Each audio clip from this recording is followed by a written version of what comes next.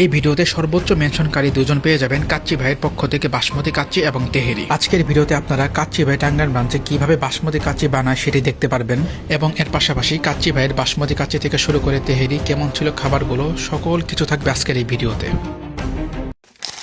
দিতেছি আদা রসুন, টক দই, দিতেছি সস, দিতেছি লবণ, সাই জিরা, এলাচ গুঁড়া, মিক্স জিরা, জায়ফল জ্যোতি, গোলমরিচ, দারচিনি গুঁড়া, লাল মরিচের গুঁড়া, আমাদের দাগানি, তেল, জাফরানের পানি।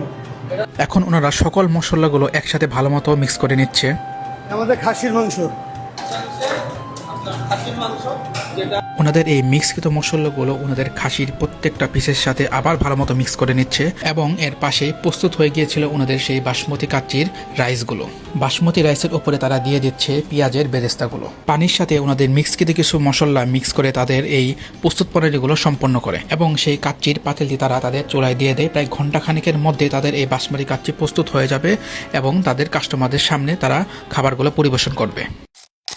এখন কথা বলবো খাবারের কোয়ালিটি সম্পর্কে। আমরা প্রথমে কথা বলবো ওনাদের বাসমতি কাচ্চি।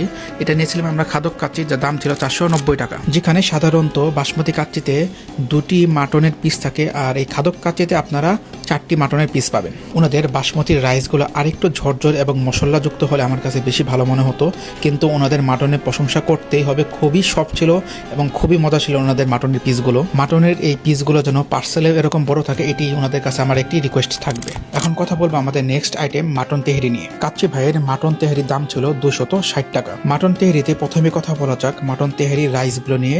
ওনাদের রাইসগুলো আমার কাছে আলহামদুলিল্লাহ অনেক মজা লেগেছে, কিন্তু ওনাদের মাটনের পিসগুলো কিছু শক্ত ছিল, কিছু নরম ছিল।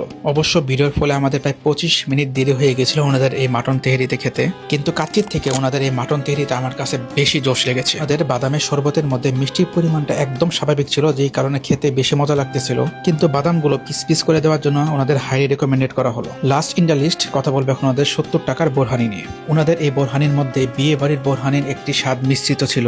ওনাদের বোরহানি মানটা আগের থেকে ভালো হয়েছে। মিষ্টি এবং ঝাঁঝালো ফ্লেভারের বোরহানিটা আলহামদুলিল্লাহ অনেক ভালো ছিল। কাচ্চি ভাই রেস্টুরেন্ট নিয়ে এই ছিল আমাদের রিভিউ। ভালো এবং মন্দ দুই দিককে আমরা তুলে ধরেছি। আশা করি ওনারা ওনাদের মন্দ দিকের দিকে নজরদারি করবে এবং এভাবেই খাবারের মান ভালো রাখার আপ্রাণ চেষ্টা চালিয়ে যাবে।